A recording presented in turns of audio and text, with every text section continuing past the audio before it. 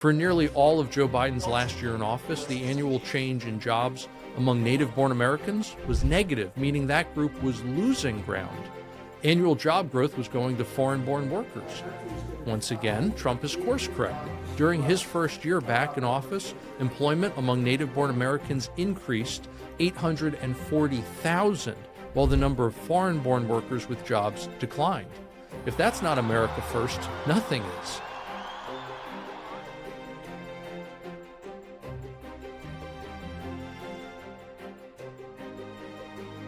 Hello, this is E.J. Antoni for the Daily Signal.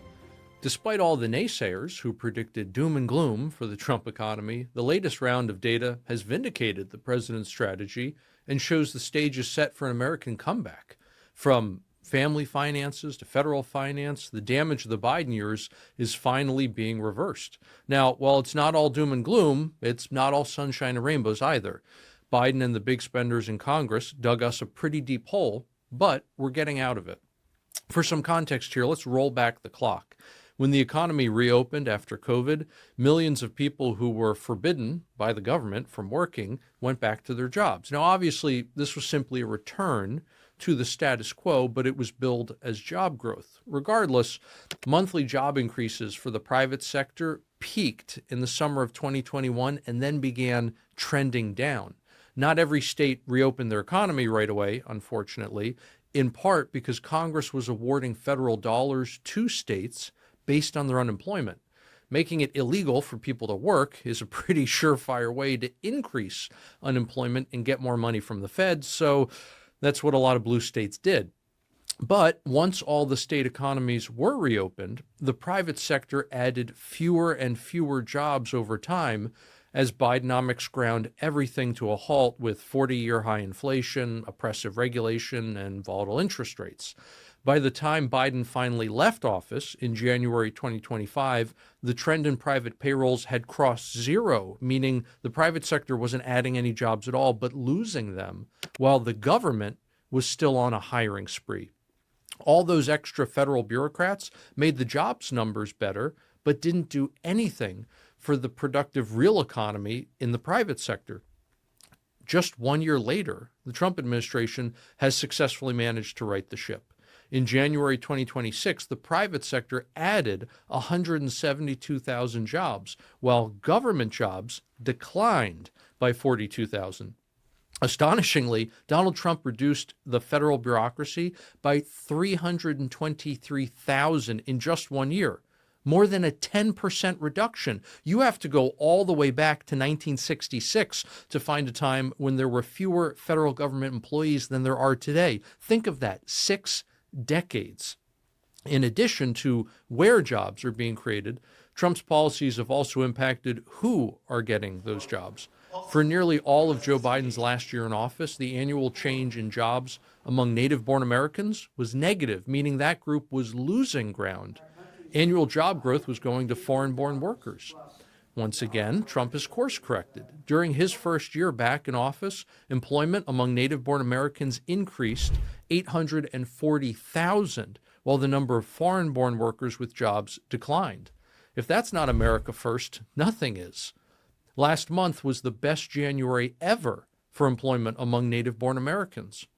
And American workers are getting paid more too. Not only that, but their pay is also going further, and that's the most important fact. Yet again, this is a sharp contrast to the Biden years, when the average American's weekly paycheck grew substantially, but still bought about 4% less by the time Biden left office.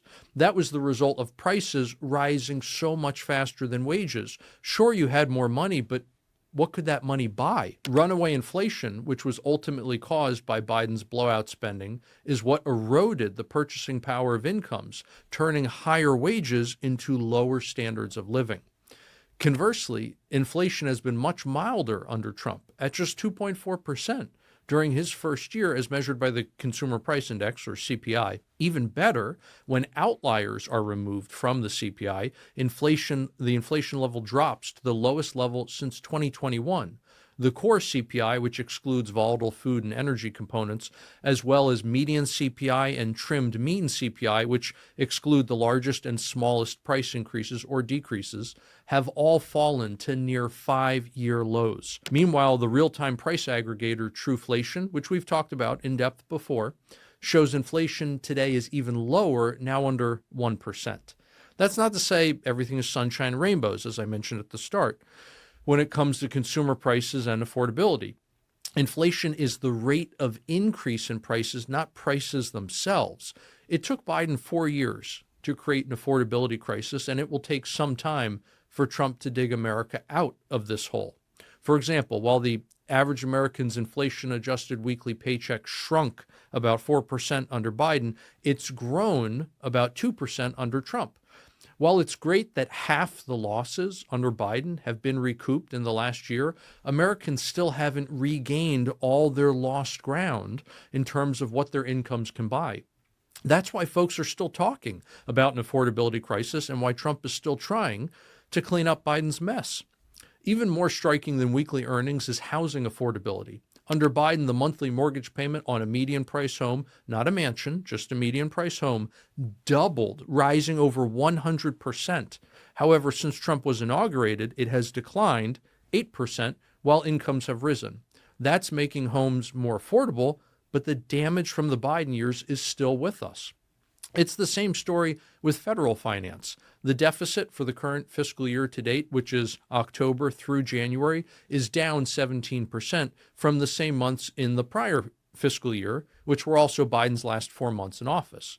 While a deficit of almost $700 billion in just 4 months is far too large, Trump and Treasury Secretary Scott Bessent have made remarkable progress in reducing it.